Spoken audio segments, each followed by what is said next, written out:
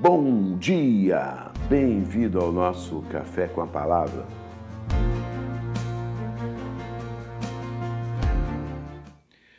Bem-vindo ao Café com a Palavra.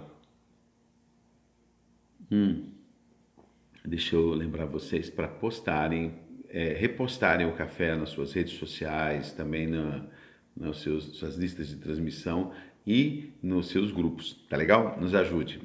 Olha só, eu estava meditando ontem à noite, de madrugada já era bem tarde, e sobre uma questão.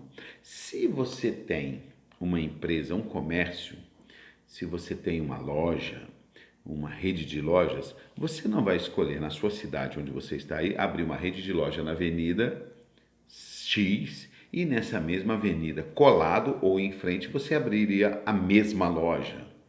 É um negócio meio contrassenso, né? Poxa, se você tem um dinheiro para investir nessa outra loja, por que você não vai buscar um outro ponto na cidade onde não tenha loja semelhante ou até em outra cidade, em outra nação?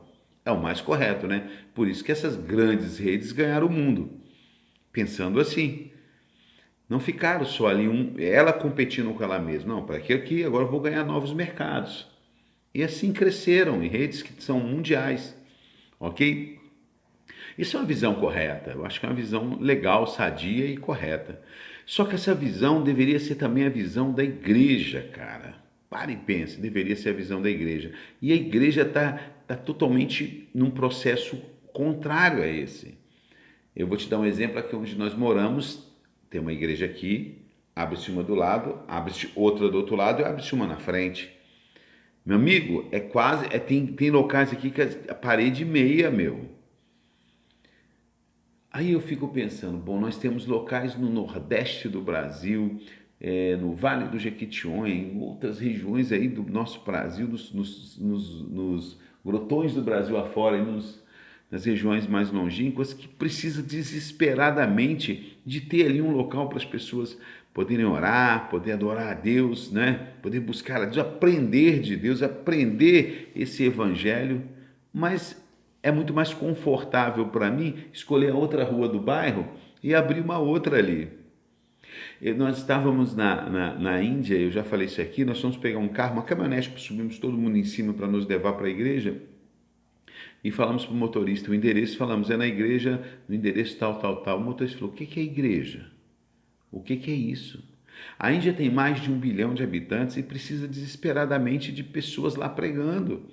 A África precisa desesperadamente de pessoas lá pregando. A China precisa, Irã precisa, Iraque, Síria, Líbia, Egito e por aí vai embora.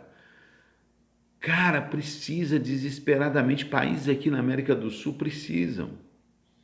Mas é muito mais confortável eu ficar na minha zona de conforto e não, peraí, deixa eu abrir uma igreja aqui nessa rua, outra naquela, que tá tudo aqui no meu controle, no meu domínio, do que eu sair e ir para lugares que realmente precisam de ouvir o Evangelho de Jesus Cristo. É hora da igreja brasileira acordar para isso. E eu quero dizer uma coisa para você, nós estamos perdendo o bonde da história. Tá passando, bicho. E o tempo do Brasil, pode ser que eu tenha me enganado e eu torço para me enganar, mas o tempo nosso já passou. Perdemos a chance de ser uma nação para alcançar o mundo com o Evangelho de Cristo, com essa palavra de salvação. E eu quero te dar um texto aqui que vai me amparar nisso. Olha só o que Paulo diz aqui em Romanos 15, 20.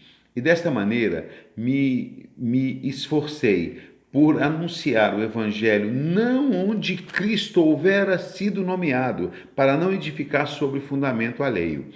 Antes, como está escrito, aqueles a quem não foi anunciado o verão, e os que não ouviram o entenderão.